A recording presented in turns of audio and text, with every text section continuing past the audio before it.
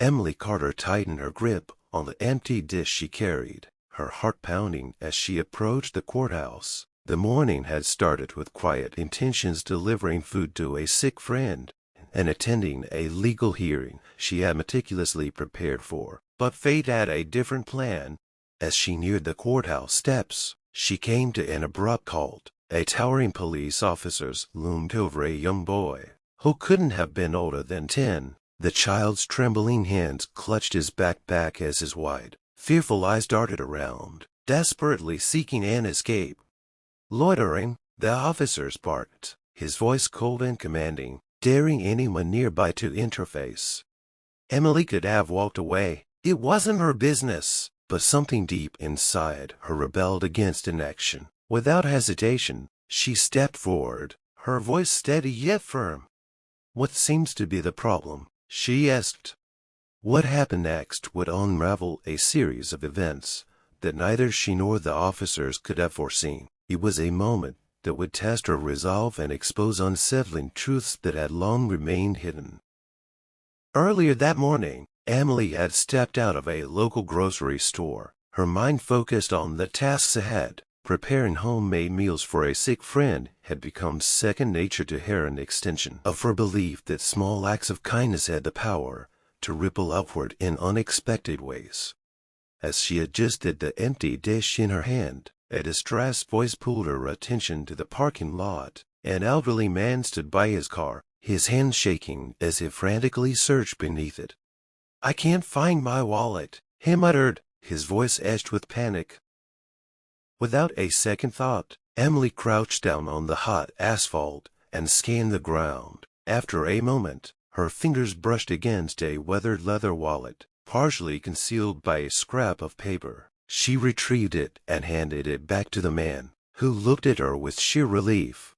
"Thank you, miss," he said, his gratitude palpable. Emily waved off his thanks with a gentle smile. "Anyone would have done the same," she replied. But she knew that wasn't entirely true. As she resumed her walk toward the courthouse, she reflected on the encounter. The man's relief had been genuine, yet it was disheartening to think that in a world filled with indifference, not everyone would have stopped to help. Lost in thought, she almost didn't notice the commotion unfolding ahead. The sight stopped her cold. A uniformed officer, his bald head glinting under the sun, barked commands at a young boy. The child clutched his worn backpack as though it were a lifeline, his small frame trembling under the officer's imposing presence. Loitering, the officers growled again. The boy mumbled something inaudible, his voice swallowed by fear. Emily's chest tightened. She had seen scenes like this before, power wielded unfairly against the vulnerable. She stepped forward, her instincts guiding her. "Is there a problem here?" she asked, her tone calm but resolute. The officers turned sharply, his gaze cold and dismissive. "Move along, lady. This doesn't involve you." Emily remained steadfast. "This is public property. He has every right to be here." A sneer twisted the officer's lips. "People like you always think you know better," he muttered, his voice dripping with disdain. A surge of anger rose in Emily's chest, but she refused to let it control her. "He's just a child," she countered. "Let him go." The officer's grip on the boy's backpack loosened for a split second. Sensing his opportunity, the child bolted into the crowd. The officer's face turned crimson with fury. Without warning, he grabbed Emily's arm in a vice-like grip. "You want to get involved," he snarled. "Fine, let's see how you explain yourself inside." Emily's heart pounded, but she didn't resist. Instead, she met his aggression with quiet defiance. "I have nothing to hide."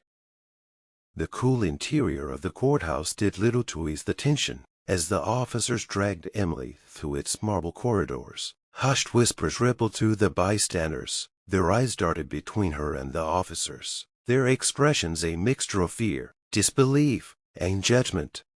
Inside a small courtroom, the officers wasted no time rattling off exaggerated charges disturbing the peace, obstructing justice, resisting arrest. The absurdity of his accusations hung heavily in the air, drawing murmurs from the audience.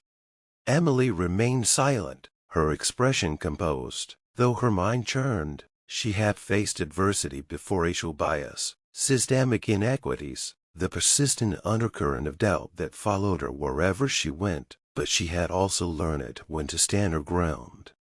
The arrival of the judge interrupted her thoughts. Judge Riley's sharp gaze shifted between the officers and Emily, his frown deepening as the officers presented his case with smug confidence. But then, the courtroom doors opened, and a clerk entered with a file in hand. A brief, whispered exchange with the judge followed. Judge Riley's expression hardened. "Miss Carter," he began, his voice measured, "do you have anything to say in your defense?" Emily straightened her shoulders. Her voice, though calm, carried the weight of unshakable authority. "Your Honor, I intervened to protect a child from unwarranted harassment, not to obstruct justice. My entire life has been dedicated to upholding the law." Reaching into her pocket, she retrieved a small leather case and flipped it open. Gasps rippled through the courtroom as the gleaming badge inside caught the light. "I am the Chief Federal Prosecutor for this district," she declared. "My duties include overseeing civil rights cases and addressing abuses of power such as what I witnessed today." Silence engulfed the room as the weight of her words settled over everyone present. The officer's once smug expression crumbled. His face paled as his mouth opened, yet no words came. Judge Riley's tone turned sharp. "Officer Daniels, your behavior raises serious concerns. This court will not tolerate abuses of authority, especially in a place meant to uphold justice."